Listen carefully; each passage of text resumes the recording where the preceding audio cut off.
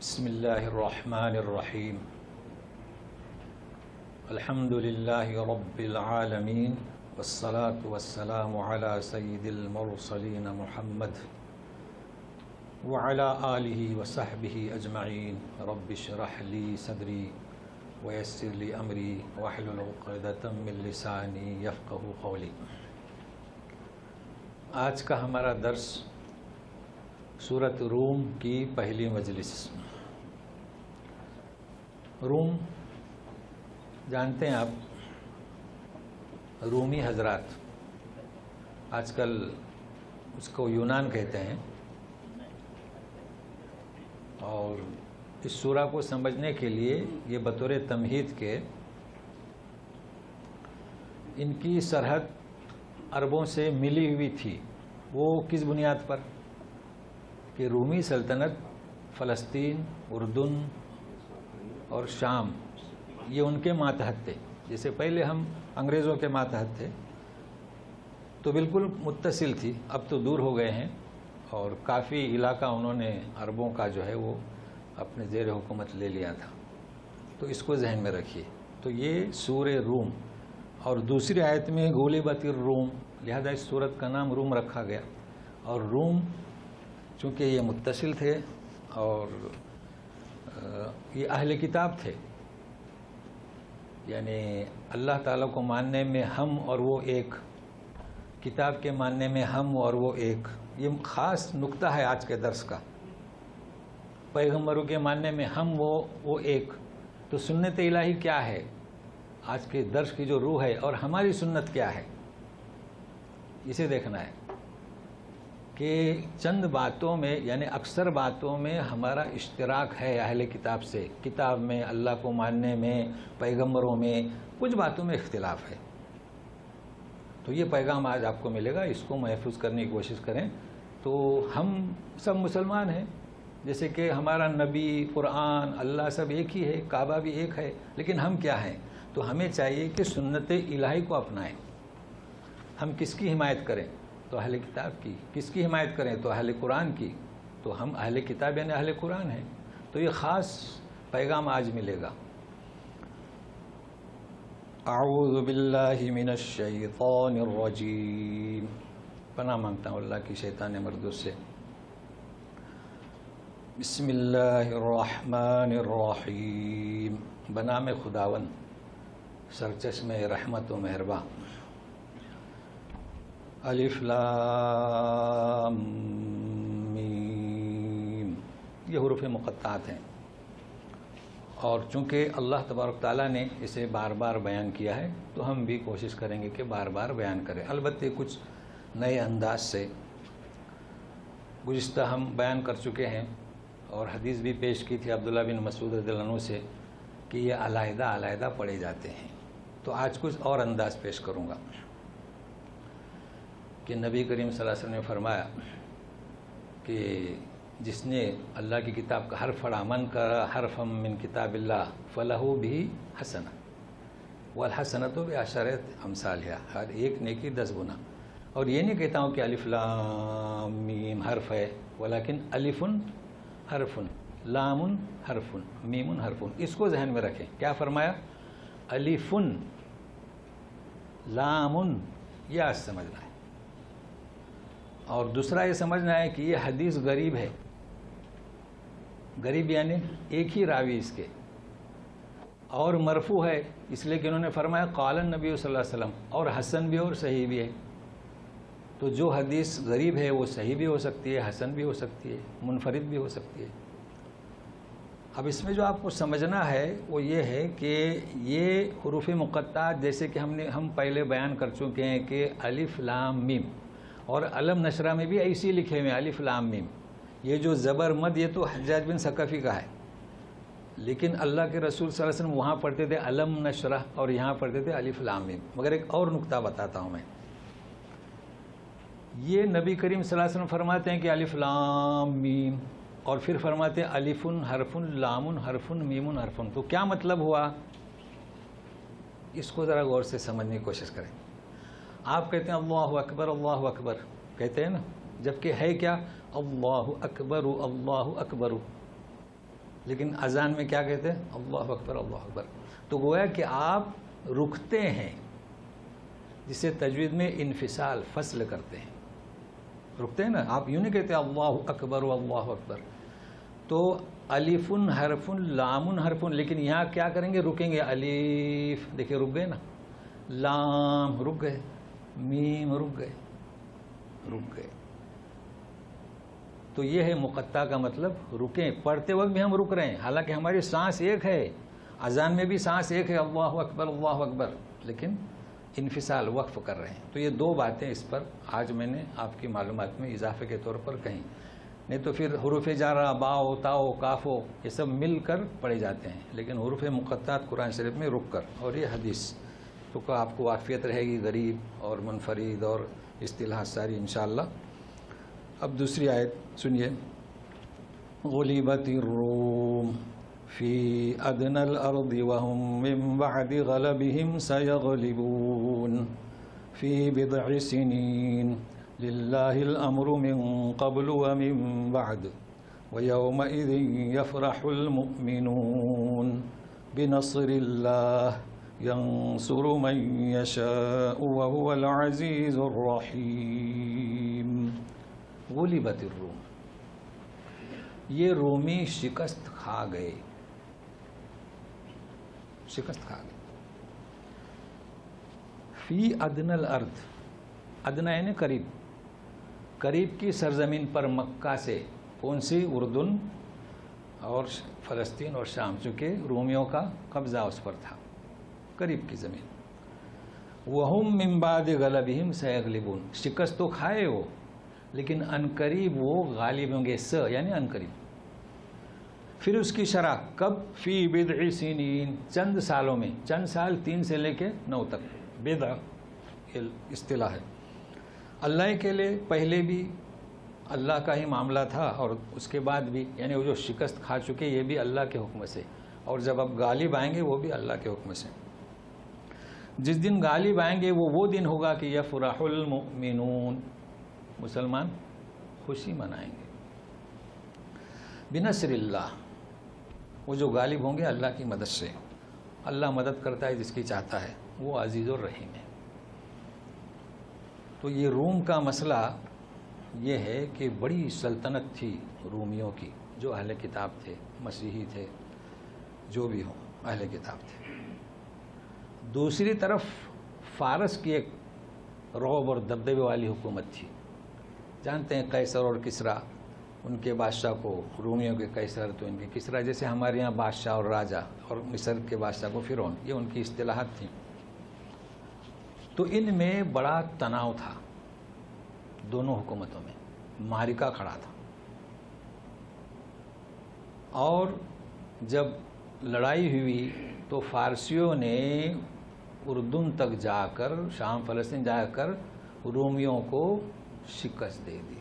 اور وہ اس وقت کے زمانے کی، بادشاہ کو پکڑا، اس کے بیٹوں کو، چونکہ تاریخی میدان میں ہمیں نہیں جانا ہے، لیکن ایک اسے شکست دی. لیکن اس سے بھی بدرج اولا، اس سے بھی زیادہ بڑھ کر ایک معرکہ سرزمین مکہ میں جاری تھا. وہ کیا تھا؟ توحید کے علمبردار کی، نبی کریم صلی اللہ علیہ وسلم کی قیادت میں، توحید کے علمبردار، یہ توحید اور شرک کے علمبردار قریش، ان کی قیادت میں جو مجمع تھا، ان دونوں میں جو معرکہ تھا وہ اس سے بھی زیادہ اہم تھا. تو ہوا یہ کہ توحید والوں کا اشتراک کس سے تھا؟ رومیوں سے تھا. اللہ کو مانتے تھے، کتاب کو مانتے تھے، پیغمبروں کو مانتے تھے. اور شرک کی قیادت والوں کا عقیدہ فارسیوں سے ملتا تھا، آتش پرست سے، اس لیے کہ وہ آگ کی پوجا کرتے تھے. تو اس پیغام کو ذہن میں رکھیے گا. تو مشرکین کی حمایت کسے حاصل تھی؟ وہ حمایت کس کی کرتے تھے؟ آتش پرستوں کی، چونکہ اشتراک تھا اللہ کو چھوڑ کر کسی کی پوجا کرنے میں. اور جو معرکہ، جو توحید کے علمبردار تھے، وہ کس کی حمایت کریں گے؟ جو مشترک ہیں عقائد میں کتاب میں، رسالت میں، تو ظاہر ہے کہ شرک کے علم برداروں کو خوشی ہوئی. کیوں؟ کہ اہل کتاب شکست کھائے اور توحید کے پرستاروں کو رنج لاحق ہوا. یہ بات واضح ہوئی نا جی. اس کو سمجھنے کی کوشش کریں. تو سنت الہی کیا ہے کہ اے مسلمانوں ناراض کیوں ہوتے ہو؟ سیغلبون فی بضع سنین. ایسی کیا بات ہے؟ تم جن کی حمایت کرتے ہو، جو تم میں مشترک ہیں عقائد میں، وہ عنقریب غالب ہوں گے. کب؟ چند سالوں میں. یہ قرآن کا فیصلہ ہے. مختصر یہ کہ ابوبکر صدیق رضی اللہ تعالیٰ عنہ نے شرط لگا دی قریش کے ساتھ 10 اونٹوں پر، اور 3 سال، بعض میں 5 سال، یہ تو اختلاف رہتا ہی ہے. تو نبی کریم صلی اللہ علیہ وسلم نے فرمایا کہ نہیں ابوبکر، بضع سنین نہیں، 3 سے 10 کم یعنی 9، لہذا مدت بڑھا دو اور اونٹوں کی بھی تعداد بڑھا دو. چنانچہ انہوں نے 10 سال کی مدت اور 100 اونٹ ہوا. پھر رومیوں کو جیت ہوئی. کس دن ہوئی؟ یومئذ یفرح المؤمنون. مومنین نے خوشی منائی. اتفاق ایسا ہوا کہ جنگ بدر کا دن تھا. انہیں بھی کامیابی ہوئی، انہیں بھی کامیابی ہوئی. اونٹ بھی لے لیے. اس وقت چونکہ جوئے سٹے کی حرمت آئی نہیں تھی، آپ سے فرمایا کہ تقسیم کر دو. لہٰذا ہمارا موضوع یہ جوئے سٹوں کا نہیں ہے، ہم چونکہ سورہ روم کو سمجھ رہے ہیں. بہرحال یہ واقعہ پیش آیا. اب سنت الہی کیا ہے سنیے گا. للہ الامر من قبل ومن بعد. پہلے جو شکست کھائے اللہ کے حکم سے، اور بعد میں جو انہیں فتح ہوئی اللہ کے حکم سے. دیکھیے جنگ بدر میں فتح ہوئی، احد میں شکست کھانی پڑی. لیکن ہمیں آپ کو کیا پیغام ملتا ہے کہ جب توحید کے پرستاروں میں ظاہری عقائد اور ظاہری رسومات، ظاہری پوجا پاٹ، ظاہری عبادتیں رہ جائیں اور اصل منہج سے وہ انحراف کریں، تو وہ اللہ کے تعزیانے سے بچ نہیں سکتے. تعزیانہ سمجھتے ہیں نا، انہیں سزا، عذاب کہیے، مار کہیے، اس سے بچ نہیں سکتے. تو جب بھی کوئی توحید کا علمبردار، توحید کا اعلان کرنے والا، کتاب تھامنے والا، اہل کتاب و اہل قرآن ہو، جب ان کے اعمال ظاہری عقائد پر ہوں اور اصل میں روح کو پامال کر دیا ہو، تو تعزیانہ آ پڑتا ہے. کیوں؟ درس و تدریس، عبرت کے لیے. اور پھر جب وہ اپنی اصلاح کرتے ہیں تو کامیابی نصیب ہوتی ہے. اب اصل پیغام کیا ہے؟ اصل پیغام یہ ہے ہم کتنے مسلمان ہیں. کتنے مسلمان ہیں؟ چلو مذہب کتنے ہمارے؟ 4 5 کر لو. 5 مذہب ہیں ہمارے. شیعہ بھی ہیں اس میں، وہ تو، لیکن ہمارے 5 ہیں. پھر ہماری جماعتیں کتنی ہیں؟ وہ بھی شاید 5 ہوں گی. نام لینے کی ضرورت نہیں ہے. پھر 2 گروپ ہیں دیوبند اور اس کے مقابل میں. آپ بتائیے کہ ہم میں اشتراک ہے کہ نہیں؟ توحید میں اشتراک ہے. اللہ، قرآن، نبی، اختلاف ضرور ہے. ہمیں کس کی حمایت کرنا چاہیے؟ ہمیں آپس میں ایک ہونا چاہیے، ہر ایک کی حمایت کرنا چاہیے. رہے اختلافات، وہ فروعی اختلافات ہیں، ان کے طریقہ کار کے اختلافات ہیں. جو بھی جماعت کام کر رہی ہے اپنے اپنے جو بانی ہے اس کے مطابق کام کر رہی ہے. لیکن آج کل حالات ایسے ہیں. دیکھیے اس وقت کے حالات میں اہل کتاب کی حمایت، مشرک کی حمایت. تو ہمیں چاہیے کہ ہمارے سارے اختلافات کو پیچھے رکھ کر آپس میں مل جل کر بیٹھیں، اور یہ نہ سوچیں اصل مسئلہ کیا ہے ہمارا، کہ جو عمل میں کرتا ہوں وہی دوسرے سے کراؤں. یہ درست نہیں. میں جس جماعت سے ہوں وہی جماعت سارے لوگ اختیار کریں، اس چیز کو نکال دیں. ہم اشتراک کیا، توحید میں ایک ہو جائیں. ان میں کچھ اختلاف آئے تو ان سے ملے. دیکھیے اسلام کسی کی کب کر سکتے ہیں؟ جبکہ ان کے یہاں جائیں. تو جیسے دیکھیے ایک بڑے اچھے جید آدمی تھے، یعنی پڑھے لکھے عالم ہی کہیے، اس میں ذکر ہے. تو وضو جو ہے وہ غلط کرتے تھے. اب وہ کیوں کرتے تھے؟ یعنی بھول کہیے یا تساہل کہیے یا غفلتی کہیے، ہوتا ہے نا، انسان کو عادت ہو گئی، جس کے کہیں گے کہ چالو وضو، کیا کہیں گے اسے؟ مطلب ہے کہ وہ آداب کا لحاظ نہیں کرتے تھے، یہاں تک کہ وہ فرائض بھی چھوٹ رہے تھے۔ اب ان سے کیسا کہا جائے؟ جید شخصیت تھی، ان سے کہا جائے کہ حضور آپ وضو غلط کرتے ہیں، وہ تسلیم کریں گے؟ لوگوں کے مقتدا تو طریقہ کار کیا تھا؟ ایک صاحب نے کہا کہ حضور مجھے وضو کرنے آتا ہے یا آتی ہے نہیں کہ آپ دیکھیں۔ کیا کہہ رہے ہیں؟ ذرا میں وضو کرتا ہوں۔ تو وہ باقاعدہ ٹھیک وضو کرنے لگے، استاد سب سمجھ گئے۔ تو طریقہ دیکھو کیسا ہے سمجھانے کا۔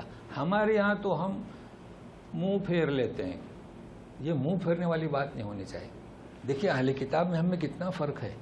ہم تو اہل قرآن ہیں نا، ہم تو اہل قرآن ہیں، یہاں تک کہ ہم نے مسجد علیحدہ بنا لی۔ اوہو، مسجد علیحدہ، وہ فلانی جماعت سے دیکھیں، ہمارے یہاں بھی 3 مسجدیں آپ کو ملیں گی، ہر جگہ 3 مساجد ہیں، 3 ناموں سے، نام لینے کی ضرورت نہیں۔ یہاں ہے کسی نام سے مسجد؟ نام ہے، وہ اسلامی نام ہے۔ ہمارے یہاں اسلامی نام نہیں ہے، عقیدتی مذہبی نام ہے۔ تو یہ ہمیں پیغام ہے، یہ میں پیغام دے رہا ہوں، چونکہ میرے درس میں پیغام ملتے ہیں بلا کسی جماعت کے۔ تو اب سنیے مزید ہے، بنصر اللہ، اللہ کی مدد۔ دیکھیے جب مدد ہوتی اللہ کی تو وہ کامیاب ہوتے ہیں۔ کامیابی کے لیے نہ کثرت اور نہ ہتھیاروں سے لیس۔ من یشاء ینصر من یشاء، لیکن میں ہمیشہ صفات پر محنت کرتا ہوں۔ دیکھیے یہاں آ رہی ہے صفت عزیز اور رحیم، یہ صفات کے پوائنٹ کو آپ لوگ محفوظ کیا کیجئے۔ کیا مطلب عزیز کا؟ عزیز کا مطلب یہ ہے کہ اس کا مزاحمت کرنے والا کوئی نہیں ہو سکتا۔ جب اس نے ارادہ کیا کہ فارس کو کامیابی ہو، آگ پرستوں کو تو ہوگی۔ جب اس نے ارادہ کیا کہ رومیوں کو غلبہ ہو، مسلمانوں کو غلبہ ہو تو ہوگا، کوئی مزاحمت نہیں کر سکتا۔ کیا مطلب اس کا؟ ساتھ میں رحیم، یہ بھی سن لو کہ میرے سارے صفات عدل، علم، حکمت پر مبنی ہیں۔ جب میں کسی کی مدد کرتا ہوں، کامیابی دلاتا ہوں، تو ظلم کی بنیاد پر نہیں بلکہ کس کے؟ عدل کی بنیاد پر۔ اب ہمیں یہاں پیغام کیا ہے؟ آج کل کے حالات کیسے ہیں؟ حکومتیں ہم سے چلی گئی، حیران و پریشان ہیں۔ تعزیہ نے ہم پر کیوں برسا؟ ہم اپنے گریبان میں جھانکے، ہم اہل قرآن، ہماری حالت کیا ہے؟ سب چلا گیا۔ تو کیا آپ سوچتے ہیں اتفاقی طور پر ہوا؟ نہیں، اتفاقی طور پر نہیں ہوتا ہے۔ سلطنتیں بدلتی ہیں، حکومتیں تبدیل ہوتی ہیں، اور جو حکومت کرتے تھے وہ مظلوم ہوتے ہیں، ان پر تعزیانے برستے ہیں۔ کیا آپ سمجھتے ہیں کہ اتفاقی طور پر لوگوں کے بس کی بات ہے کہ آ کے بیٹھ جائیں، پراجما ہو جائیں، کرسی پر منسٹر بن جائیں؟ نہیں۔ بنصر اللہ من یشاء۔ کیوں؟ کہ اگر ہم نے انحراف کیا ہے منہج اسلام سے تو تعزیانہ برسے گا۔ تو اب بھی جاگو، اب بھی قرآن باقی ہے، اب بھی اسلام باقی ہے، ایک ہو جاؤ، ایک ہو جاؤ، اللہ تمہیں پھر بٹھا سکتا ہے، اور وہ اس پر عزیز ہے، کوئی مزاحمت نہیں کر سکے گا۔ یہ پیغام ہے آج کا۔ لوگ کہتے ہیں سیاسی باتیں قرآن میں نہیں، کیوں نہیں ہیں؟ دہشت گردی کی باتیں قرآن میں نہیں، ایک ٹولی بنا لی، نکل گئے، سر پہ کفن لگے، اس کا ذکر قرآن میں نہیں ہے۔ سمجھ رہے ہیں نا؟ یہ کہیں قرآن میں نہیں ہے کہ نکل جاؤ، نہیں۔ تو بہرحال وہو العزیز الرحیم، جو بھی اس کے فیصلے رحمت کی بنیاد پر ہیں۔ تو اس آیت کے لوگ وسیلہ مانگتے ہیں نبیوں کا اور ولیوں کا۔ بھائی یہ آیت جہاں ذکر ہے، ہم دعا کرتے ہیں کہ اللہ تعالیٰ، قرآن پڑھنے کے بعد دعا کے قبول ہونے کا وقت ہے کہ اے اللہ، ہم ہمارے خاص کر ہمارے ملک کے سارے مسلمان اس وقت جو حالت میں ہیں، اے اللہ تعزیانہ ہم سے اٹھا دے اگر تیرے علم میں ہے تو، اور ہماری حفاظت فرما، ہمارے گناہوں کو معاف کر دے، اور ہمیں ہمارے ملک میں اسلام پر عمل کرنے کی راہ کو ہموار کر دے، برحمتک یا ارحم الراحمین۔ وعد اللہ لا يخلف اللہ وعدہ ولکن اکثر الناس لا يعلمون۔ یقین مانیے آپ اس طریقے سے ڈٹے رہیں گے، عمل پیرا ہوں گے تو اللہ کا وعدہ ہے، پہلی صورت آ جائے گی، اس سے بھی بہتر آئے گی، اور آئی۔ رومیوں کو ملی، جی، مسلمانوں کو ملی۔ مسلمان بھی کہاں تک پہنچے تھے؟ اللہ اپنے وعدہ خلافی کبھی نہیں کرتا۔ لیکن بات کیا ہے؟ وَلَكِنَّ أَكْثَرَ النَّاسِ لَا يَعْلَمُونَ، اکثر لوگ نہیں جانتے۔ وہ کیسے جانیں گے؟ جو لوگ ظاہری رسموں اور پوجا پاٹ کو دیکھتے ہیں، ان کی عقل، ان کی سوچ، ان کا مزاج، ان کی ریسرچ یہی ہے۔ ظاہری نماز، ہاتھ بلند کرو، ہاتھ یہاں باندھو، آمین کہو، نہ کہو، دعائے قنوت پڑھو، وہ کیا سمجھ سکتے؟ لا یعلمون۔ بھائی میں نہیں کہہ رہا ہوں، کون کہہ رہے ہیں؟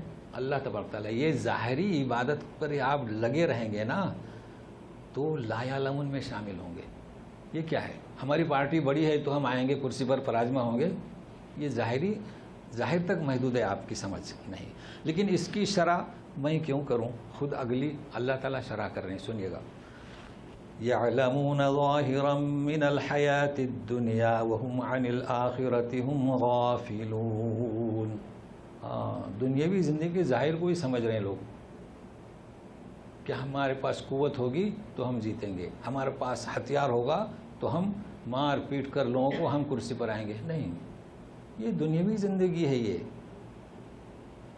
یہی لوگ آخرت سے غافل ہیں۔ دیکھیے، وَهُمْ عَنِ الْآخِرَةِ هُمْ غَافِلُونَ، یہ ہم 2 دفعہ آیا، تو کیا پیغام ملتا ہے ہمیں؟ بیان کیا جا رہا ہے سبوں کے لیے۔ رومی بھی اہل کتاب تھے، مسلم اہل قرآن ہیں، تو یہ ظاہری اسباب پر آپ یقین نہ کیجئے۔ یقین مطلب اپنی عقل کو محدود نہ کیجئے۔ آج انشاءاللہ وہاں تک پہنچے تو یہ دماغ، عقل، دل، کیا فرق ہے اس میں؟ تو وہاں تک پہنچیں گے انشاءاللہ۔ تو پیغام ہمیں کیا ہے کہ ہم ظاہر کو نہ دیکھیں، لیکن مجبور ہیں۔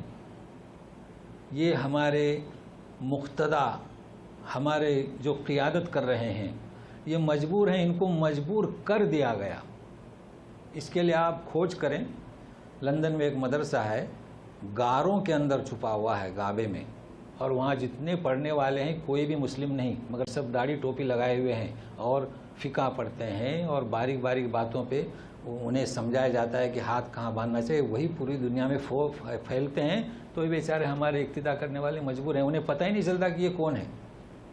مطلب ہے کہ وہ یوں سوچ رہے ہیں کہ ہم دین کا کام کر رہے ہیں، جبکہ کام کس کا کر رہے ہیں؟ صہیونیت کا کام کر رہے ہیں۔ دیکھیے آپ، مدرسے کا وجود ہے، اور لوگ بھی ہیں، پکڑے بھی گئے ہیں، امامت کر رہے ہیں، سال تک پتہ ہی نہیں چلا، بعد میں چلا کہ وہ غیر مسلم۔ چلیے، اب ایک لمحہ فکریہ کہتے ہیں نا، بھائی لمحہ فکریہ، ذرا غور و خوض کرو تو سنیے گا لمحہ فکریہ کیا ہے۔ اولم يتفکروا فی انفسهم ما خلق اللہ السماوات والارض وما بینہما الا بالحق واجل مسمى وان کثیرا من الناس بلقاء ربهم لکافرون۔ کیا وہ سوچتے نہیں، تفکر، فکر نہیں کرتے اپنے آپ میں کہ کیا حقیقت ہے ان کی، کیسے پیدائش ہوئی ہے ان کی، اور اللہ نے آسمان زمین اس کے درمیان میں، دیکھیے آسمان و زمین سے یہ جو خلا ہے، فضا ہے، اس میں کیا ہے، دیکھیں، غور کریں، سب حق، ٹھیک ٹھاک اور برحق، اور ایک مقررہ مدت تک۔ لیکن لوگ جو ہیں اپنے رب کی ملاقات کا انکار کرنے والے ہیں۔ کیا بات ہے کہ یہ جو آسمان و زمین میں تمہاری قیادت، تمہاری سیادت ہے، یہ ایک وقت تک ہے، اور آپ جانتے ہیں اس کے پہلے بڑی بڑی سلطنتیں ہوئی، ختم ہو گئیں، لیکن اس کے آپ دیکھ رہے ہیں، مشاہدہ کیے، سنے، جانتے ہیں، پھر بھی منہج رسول کو، توحید کو نہیں مارے۔ اس کا مطلب کیا؟ یہ آخرت کا انکار، اللہ سے ملاقات ہو، اس کا انکار کر رہے ہیں۔ مزید سنیے، لمحہ فکریہ چل رہا ہے۔ اولم یسیروا فی الارض فینظروا کیف کان عاقبۃ الذین من قبلہم کانوا اشد منہم قوۃ واثاروا الارض وعمروها اکثر مما عمروها وجاءتهم رسلهم بالبینات فما كان الله ليظلمهم ولكن كانوا انفسهم يظلمون۔ لمحہ فکریہ ہے، غور کریں کہ کیا گھومے نہیں زمین میں تو دیکھتے کہ ان سے پہلے لوگوں کا انجام کیا ہوا۔ بہت ہی زیادہ قوت دار تھے ان سے، اور اثار الارض یعنی زمین کو کھریدا، کھود کھود کر بنایا، پہاڑوں کو کھودا گھر بنایا. امروہا آباد کیا، اکثر مما امروہا یعنی قریش نے جو آباد کیا اس سے بھی زیادہ انہوں نے آباد کیا. اور ان کے پاس رسول آئے واضح دلیلیں لے کر، لیکن کیا ہوا؟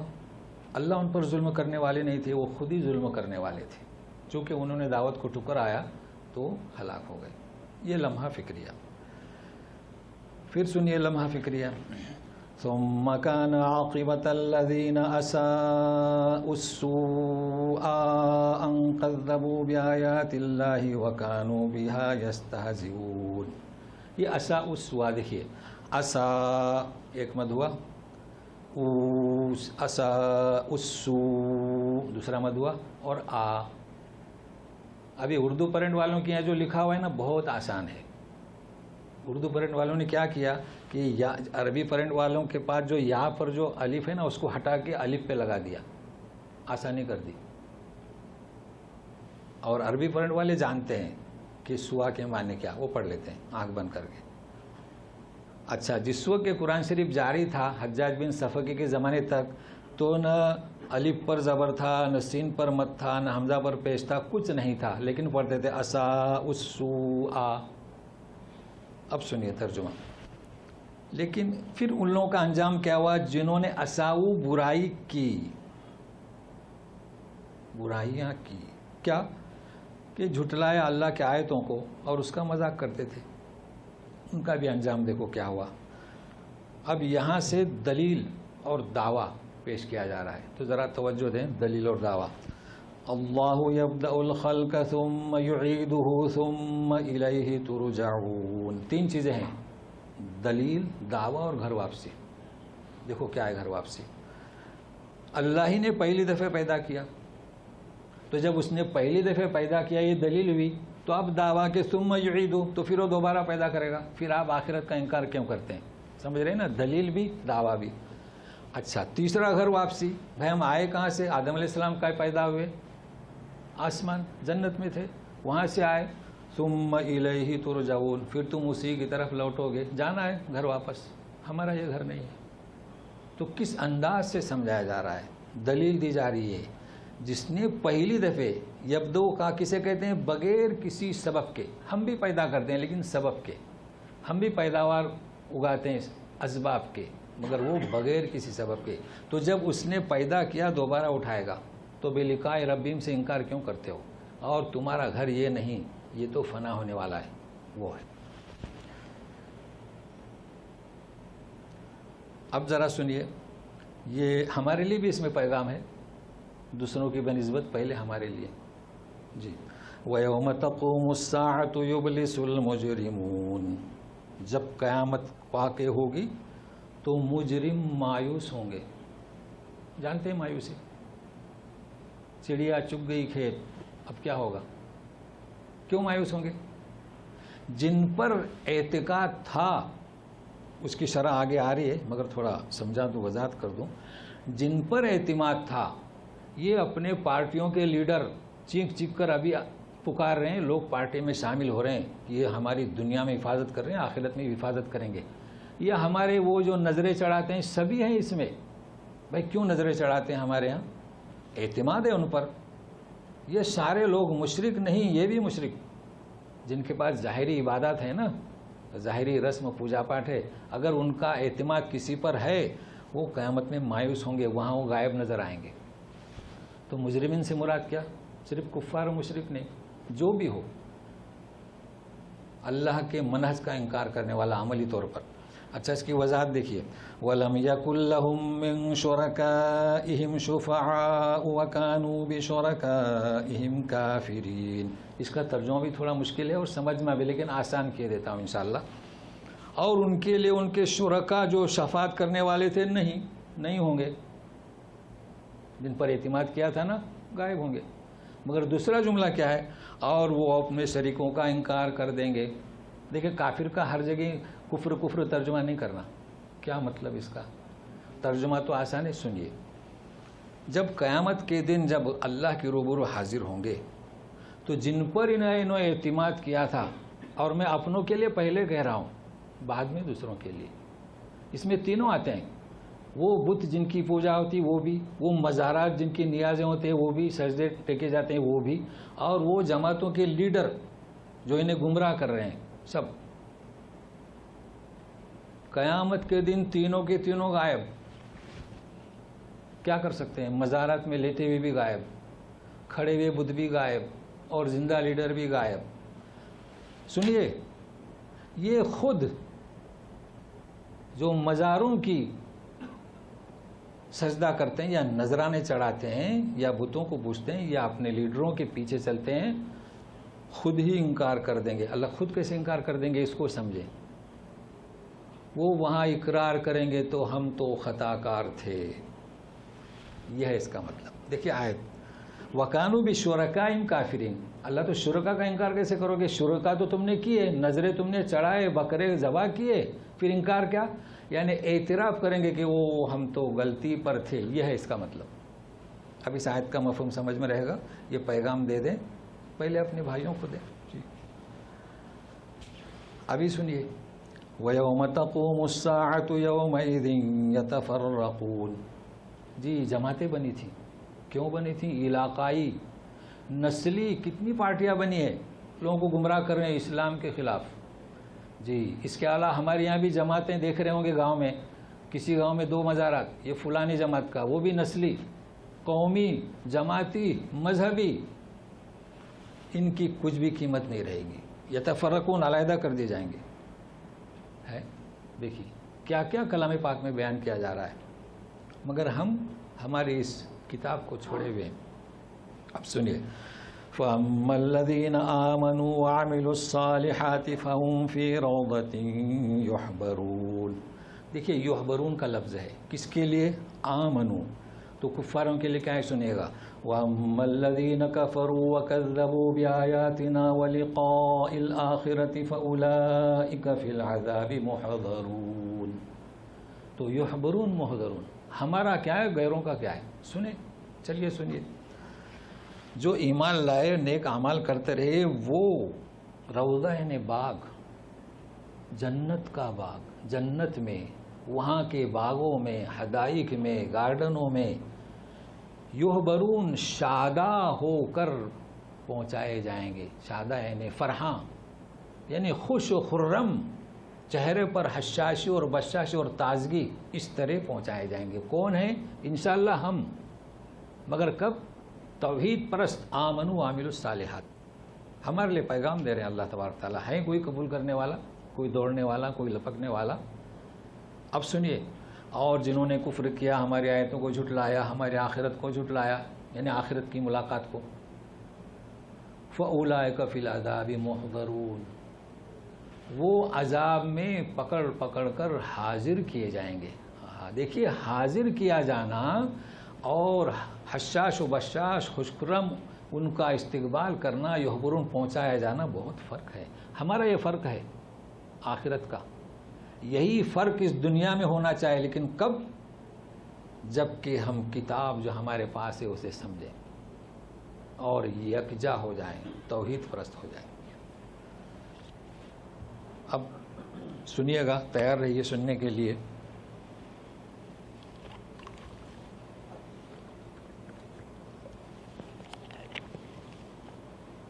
پہلے اس کی تمہید کہ سب طرف ترانے گائے جا رہے ہیں، مزاروں کے، بتوں کے، اپنی اپنی پارٹیوں کے. تو اے مومنوں، ہم کس کا ترانہ گائیں گے؟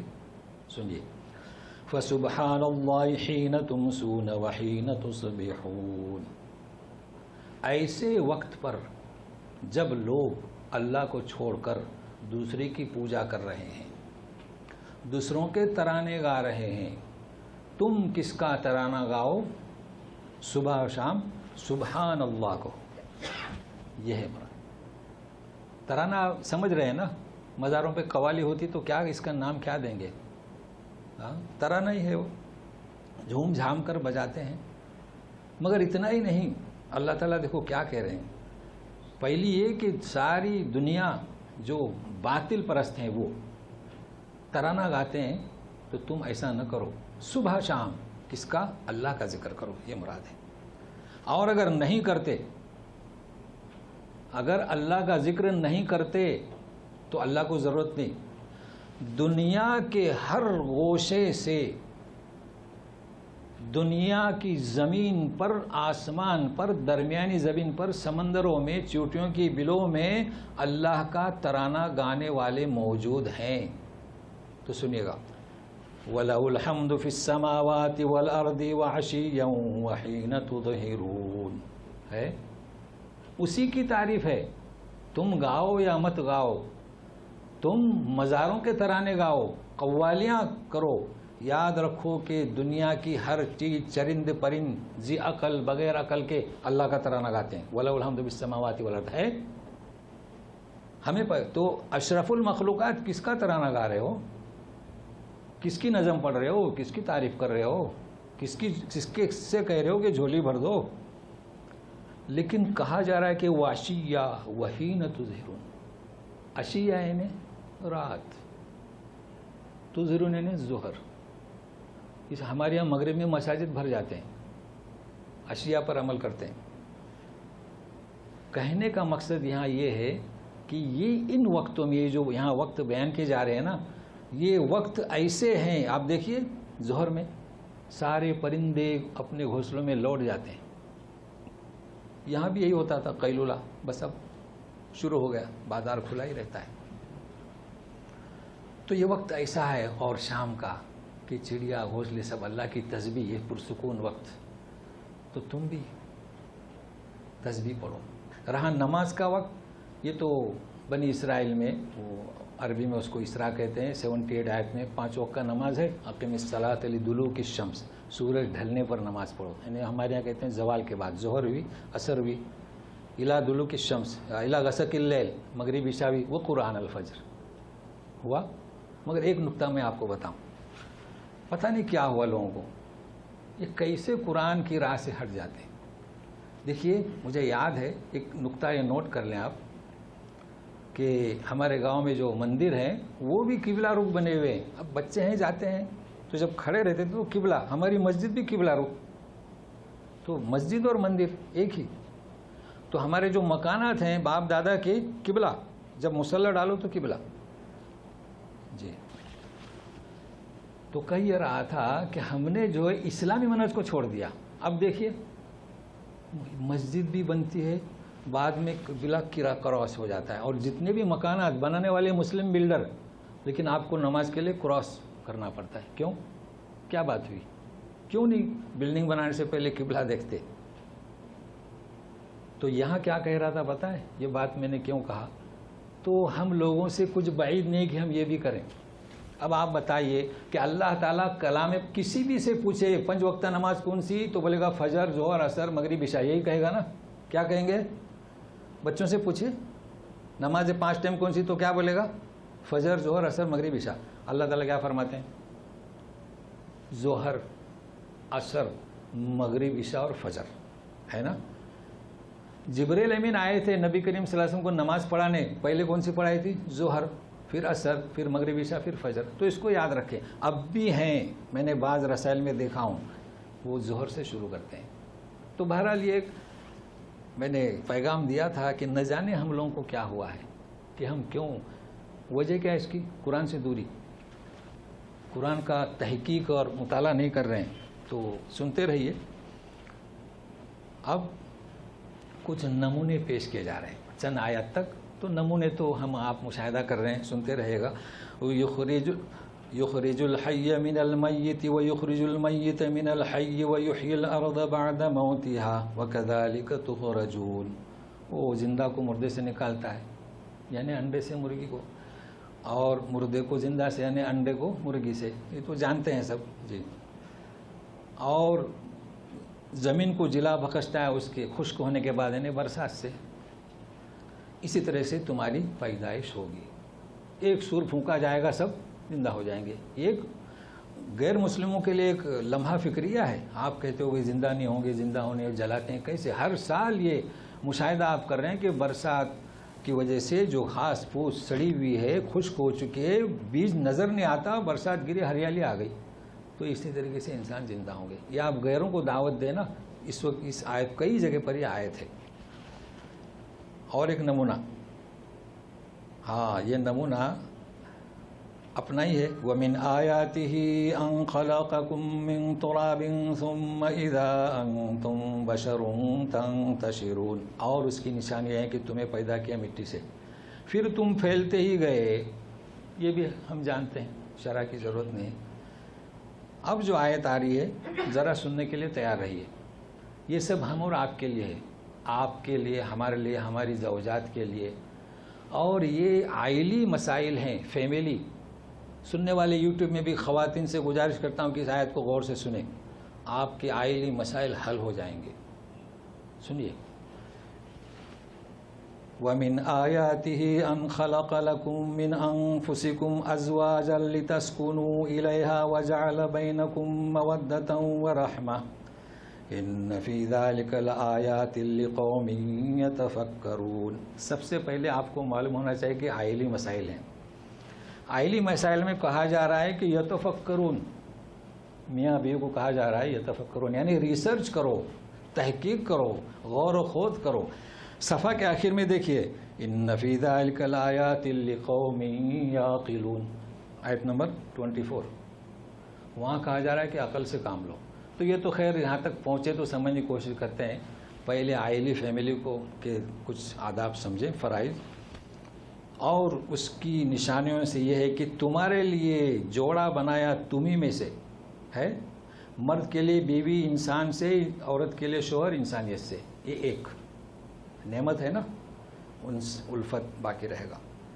دوسرا، لِتَسْكُنُوا إِلَيْهَا، تاکہ تم عورت سے سکون حاصل کرو، راحت، عافیت، سب اطمینان.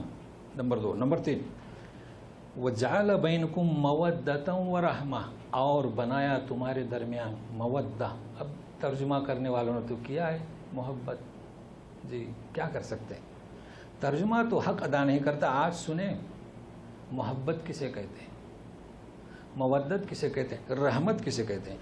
اس میں نشانیاں ہیں غور و خوض کرنے والوں کے لیے. تو ریسرچ کریں، تو پہلے سنیں. اچھا، عشق کسے کہتے ہیں، چلیے اس بہانے سے.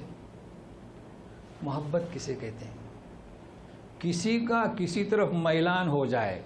ہوتا ہے نا میلان، پڑوس کی لڑکی کو دیکھ لیا، یا پڑوس کے لڑکے کو، خالی مردوں پر الزام کیوں لگائیں، تو محبت ہو گئی. اس کی ادا پر، اس کے بول چال پر، اس کا نام ہے محبت. میلان ہوا نا. لیکن یہ محبت اپنے بیٹے سے بھی ہوتی ہے، اپنی بیٹی سے بھی ہوتی ہے، اپنی ماں سے بھی ہوتی ہے، اپنی بیوی سے بھی ہوتی ہے. یہ محبت ہے، فرق ہے. اللہ تعالیٰ نے فرمایا، کہو اے رسول ان کنتم تحبون اللہ. دیکھو، اللہ سے محبت، اللہ کی ہم سے محبت، رسول سے محبت. رسول نے فرمایا کہ سب سے زیادہ محبت مجھ سے کرو. تو محبت کے کئی اصناف ہیں. لیکن یہ محبت اگر حدیں پار کرے، پڑوس کی لڑکی سے یا کلاس فیلو لڑکا اور لڑکی حدیں پار کر جائے، تو اس کا نام کیا ہے، عشق. عشق کو قرآن میں کوئی جگہ نہیں، حدیث میں کوئی جگہ نہیں. یہ مجنون کا میدان ہے. مجنون اس لیے کہہ رہا ہوں، ورنہ لیلا مجنون کا قصہ جانتے ہیں نا، تو اس کا اردو میں ترجمہ ہوا ہے پاگلوں کا میدان ہے، کیونکہ وہ حدیں پار گیا. ابھی دیکھیے، جس کے نام آپ کے ماں باپ نے رکھے، عاشق رسول، وہ تو ماں باپ نے رکھے، آپ تو نہ رکھیں. یہ صوفیزم کا میدان ہے. کون سا؟ صوفیزم کہتے ہیں کہ محبت رسول میں اپنے آپ کو فنا کر دیں. صوفیزم. تو صوفیزم کا انکار کیوں کرتے ہیں؟ کہ وہ اپنے آپ کو فنا کر دیتے ہیں. تو یہ صوفیزم اور پاگلوں کے میدان میں عاشق. اب جو رکھا وہ رکھا. ایک صاحب آئے، نام کیا لکھیں فاتورے پر، تو بولے ہنش. ہنش کسے کہتے ہیں؟ سانپ کو. میں نے کہا یہ سانپ کیوں نام رکھا؟ ماں باپ نے رکھا. تو ماں باپ رکھیں، لیکن آپ اپنے بچوں کا نام یہ نہ رکھیں. تو کہہ کیا رہا تھا کہ محبت، اور ہمیں سمجھنا ہے مودت میاں بیوی کی. غور سے سنیے گا کہ محبت کے کئی اصناف ہیں. حد سے تجاوز کر جائے تو صوفیزم بھی ہو سکتی ہے، اور لڑکا لڑکی بھاگ جائیں تو پاگل پنا بھی ہو سکتا ہے، لیلا مجنون جیسا. ٹھیک ہے. اب یہ کہ ماں باپ سے مل کر شادی کر لی، ٹھیک ہے، لوگ سمجھتے ہیں کہ میاں بیوی سے محبت. نہیں، یہ محبت کچھ کام کی نہیں ہے. اللہ تعالیٰ فرماتے ہیں محبت. دیکھیے آیت آپ کے سامنے ہے، آیت سامنے ہے نا. کیا فرماتے ہیں؟ مودت. تو مودت کس کے معنی ہیں؟ ہے کوئی خاتون جو سمجھتی ہو مودت کو؟ ہے کوئی شوہر جو مودت کو سمجھتا ہو؟ کیا ہے مودت؟ دیکھیے محبت تو آپ نے کیے، اس لڑکی کا اختیار آپ نے کیے، میلان ہوا، یہ محبت، یہ پہلا درجہ ہے. شادی ہونے کے بعد محبت زندگی بھر تک محبت ہی کرتے رہیں گے؟ نہیں جی. اب آپ سے میں پوچھتا ہوں، آپ کی شادی ہوئی، بیگم بھی ہے، بیٹی بھی ہے، بیٹا بھی ہے، تو بیٹی سے بھی آپ محبت کرتے ہیں نا، بیٹے سے بھی کرتے ہیں اور بیوی سے بھی کرتے ہیں. تو کیا یہی حق زوجیت ہے؟ بتلائیے آپ، یہی حق زوجیت ہے؟ نہیں. مودت اس سے بڑھ کر ہے. عشق حدوں کو توڑنے والا ہے، اس کو بھی یاد رکھیے. عشق کیا ہے؟ حد کو توڑنے والا. آپ کو کہیں نہیں ملے گا عشق سوائے دو میدان کے. تو مودت کسے کہتے ہیں؟ شادی ہوئی، میلان ہوا، پہلے میلان ہوا، پہلے محبت ہوئی، پھر شادی ہوئی، تو کیا اسی محبت پر آپ باقی رہیں گے؟ نہیں. مودت کس کا نام ہے؟ آپ دونوں ایک دوسرے سے جو سلوک کریں گے اس کا نام مودت ہے. سنیے، بیٹی کے ساتھ جو سلوک ہے بیوی کے ساتھ اس سے بڑھ کر ہے. وہ کیسے؟ کئی لوگ ایسے ہیں کہ اپنے بچوں کو چھوڑ کر آئے ہیں کمانے کے لیے. کیوں؟ تو بیوی ہے، تو بیوی کے سہارے چھوڑ کر آئے ہیں نا، بیوی پر بھروسہ اس لیے آئے ہیں نا، بیوی کو رقم بھیجتے ہیں. تو بیوی اور ہوتی ہے، بیوی اور ہوتی ہے. بیوی کے ساتھ جو آپ محبت سے بڑھ کر جو سلوک کرتے ہیں، اس کے لیے رہنے کی جگہ، اس کے لیے کپڑے، اس کے لیے سہولیات جو آپ کرتے ہیں، جو اس کو محبت سے اعلیٰ درجہ اسے آپ دیتے ہیں، کسی بھی شکل میں ہو، بیان کرنے کی ضرورت نہیں، اس کا نام مودت ہے. اسی طریقے سے خاتون اپنے شوہر کے لیے کیا کرتی ہے؟ ٹھیک ہے، اس کے لیے کھانا پکاتی ہے، اس کے کپڑے دھوتی ہے، صفائی کرتی ہے، آنے کے بعد ہنستی ہے، ویلکم کرتی ہے. وہ جو بھی سلوک کرے یہ مودت ہے. سمجھ رہے ہیں اس چیز کو؟ کہیں یہ کیسٹ سنائیں. اگر یہ مودت باقی رہی تو وہ فیملی نور علی نور، جنت کا گھر بنے گا. اور صرف محبت ہی کرتے رہے تو محبت تو کہاں لے جاتی ہے؟ حدوں کو توڑ کر عشق کے میدان میں یا مجنوں کے میدان میں بھی لے جاتی ہے. تو اس کو ذہن میں رکھے گا. ایک بات ابھی اور کیا باقی؟ رحمت. یہ رحمت کیا؟ دیکھیے، پہلے محبت، پھر مودت، پھر رحمت. اس کی بہترین مثال دیتا ہوں، ہمارے یہاں اس پر عمل درکار ہے. آپ کا بیٹا ہو گیا 60 سال کا، تو بیوی کتنے سال کی ہوگی؟ 80 کی ہوگی نا جی. ہے نا؟ دیکھا ہے ہم نے، ہیں لوگ.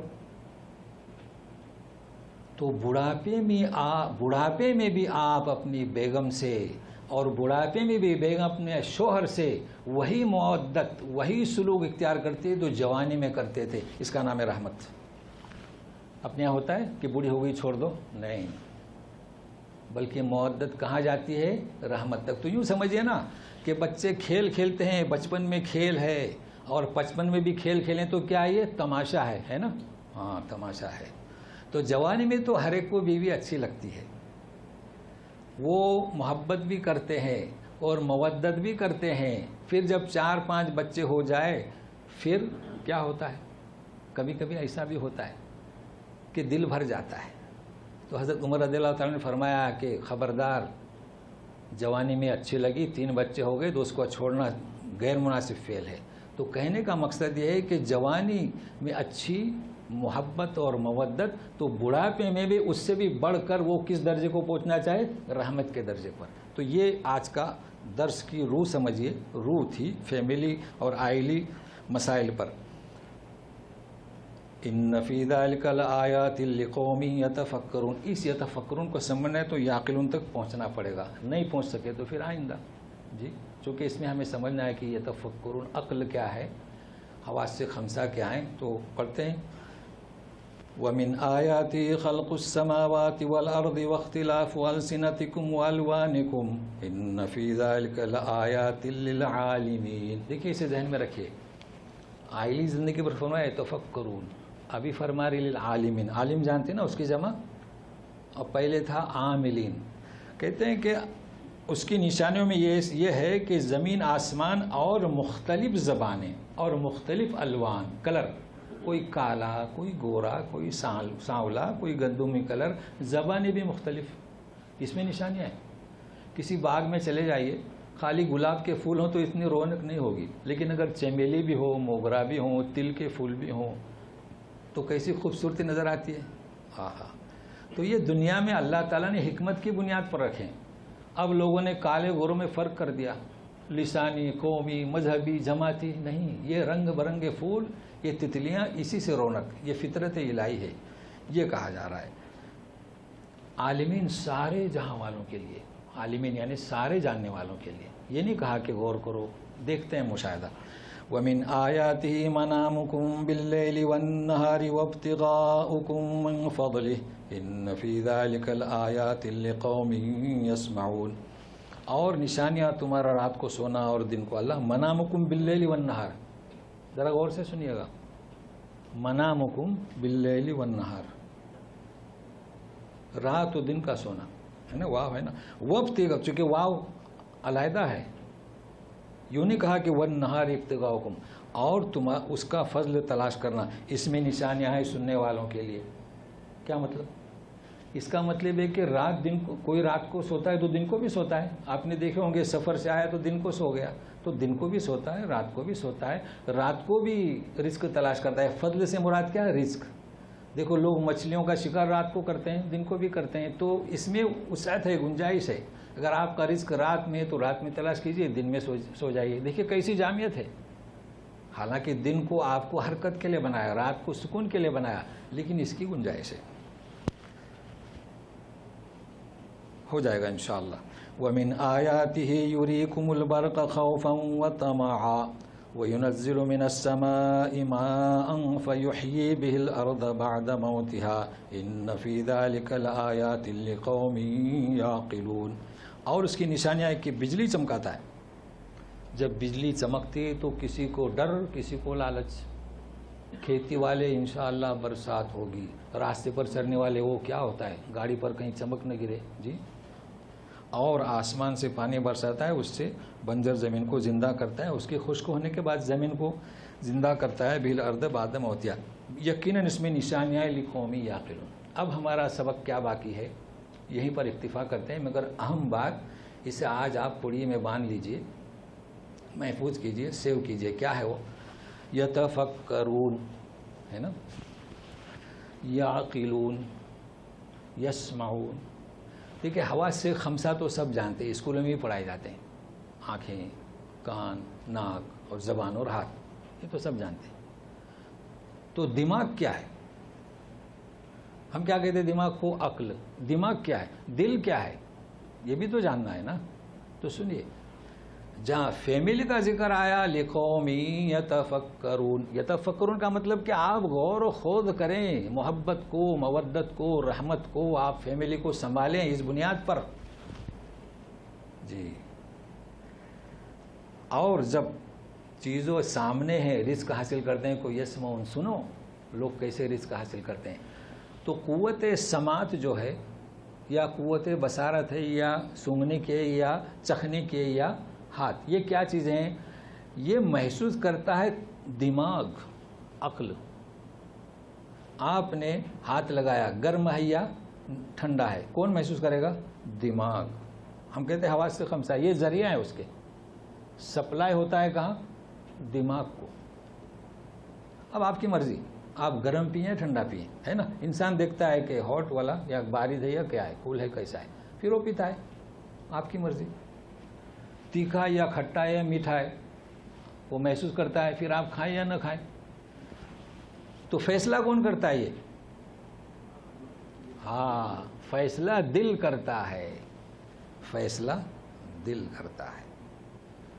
اب سوال یہ آتا ہے کہ تفکر میں کیا ہے؟ آپ تحقیق کریں، ریسرچ کریں، غور و خوض کریں، اور عقل کو جھنجھوڑا جا رہا ہے۔ آپ جب سپلائی کر رہے ہیں نا، دماغ سپلائی کر رہا ہے، تو کیا آپ عقل نہیں رکھتے؟ آپ سمجھ نہیں رکھتے؟ دیکھیے اللہ تعالیٰ نے فرمایا وَلَهُمْ قُلُوبٌ لَا يَفْقَهُونَ بِهَا، عقل کا اپوزٹ۔ ان کے پاس دل ہیں، وہ سمجھ رہے ہیں کہ اب بھی کہتے ہیں کہ وہ خالق ایک ہی ہے۔ ہماری کتاب چاہے وہ ہمارے یہاں جو کتاب وید ہو، وہ ہے سنسکرت میں، لیکن اس میں بھی لکھا ہے ایک ہی ہے، خالق پیدا کرنے والا ایک ہی ہے، اسی کی عبادت ہو، اسی کی پوجا پاٹ ہو، لکھا ہوا ہے۔ تو یہ انہیں سپلائی کرتا ہے دماغ جب پڑھتے ہیں تو، لیکن دل فیصلہ نہیں کر رہا ہے تو جھنجھوڑا جا رہا ہے۔ تو اس کو یاد رکھیے گا کہ یہ حواس خمسہ کے ساتھ اور بھی ہیں، صرف اسی پر منحصر نہیں ہے۔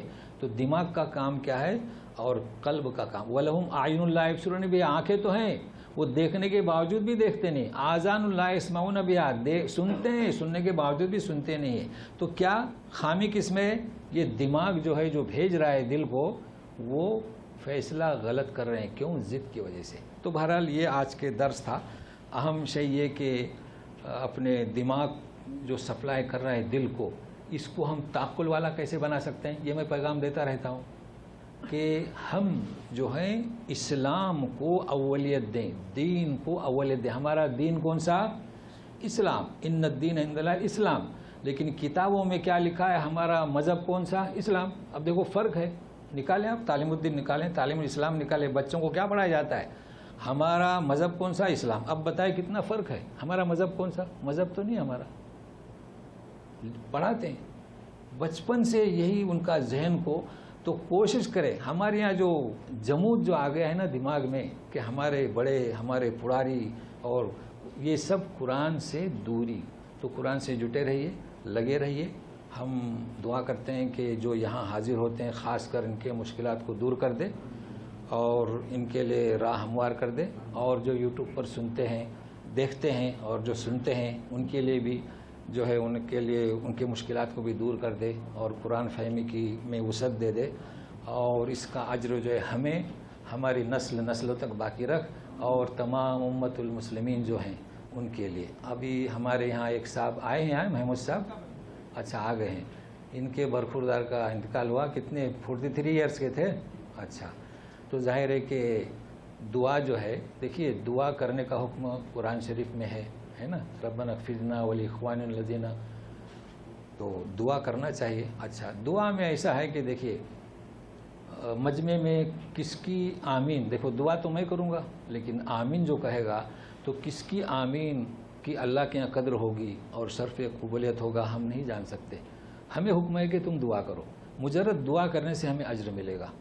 تو ہم دعا کرتے ہیں اللہم اغفر لہ ورحمہ وعافی واعف عنہ، یعنی مطلب ہے کہ اللہ تعالیٰ تو ان پر رحم کر دے اور ان کے ساتھ درگزر کا معاملہ فرما، اور قبر کو نور سے منور کر دے، جنت الفردوس میں جگہ عطا فرمائے، وآتی اہلہ خیرا من اہلی، مطلب ہے کہ دنیا میں جو اس کے بال بچے تھے اس سے بھی بہتر عطا فرما، ودارا خیرا من داری، اور دنیا میں جو گھر تھا، جو فلیٹ تھا، جو باغات تھے، اللہ اس سے بھی بہتر عطا فرما، برحمتک یا ارحم الراحمین۔ سبحانک اللہم وبحمدک، اشہد ان لا الہ الا انت، استغفرک واتوب الیک۔ جی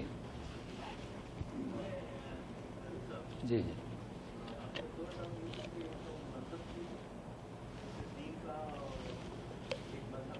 ہاں،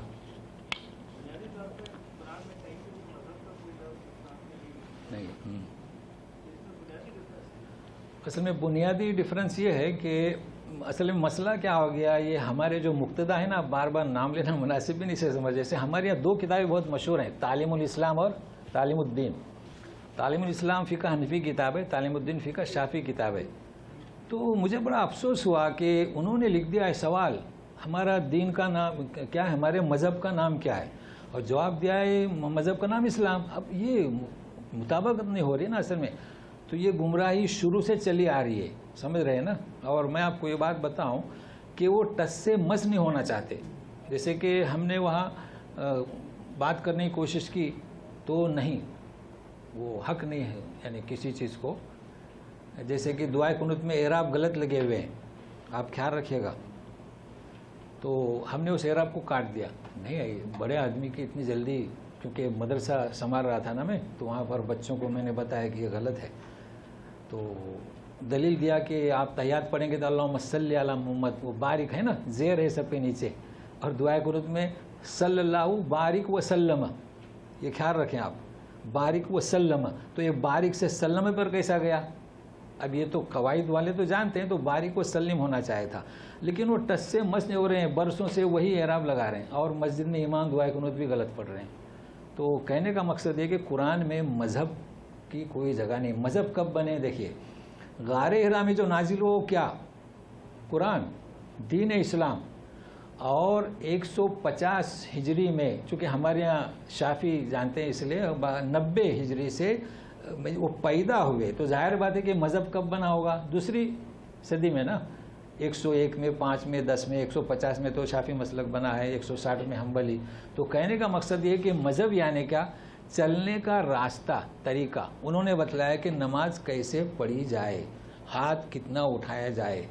ہم دین اسلام کو بھول گئے جو غار حرا میں نازل ہوا، اور ہم نے کس کو پکڑا؟ مذہب کو. یہاں تک کتابوں میں بھی لکھ دیا. وہ لوگ فرق نہیں سمجھ رہے ہیں.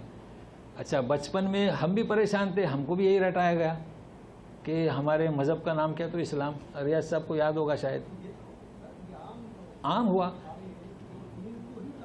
ہاں تو عام کیوں ہوا؟ اب سب یہ کتاب پڑوسی ملکوں میں یہی پڑھائی جاتی ہے، تعلیم الاسلام.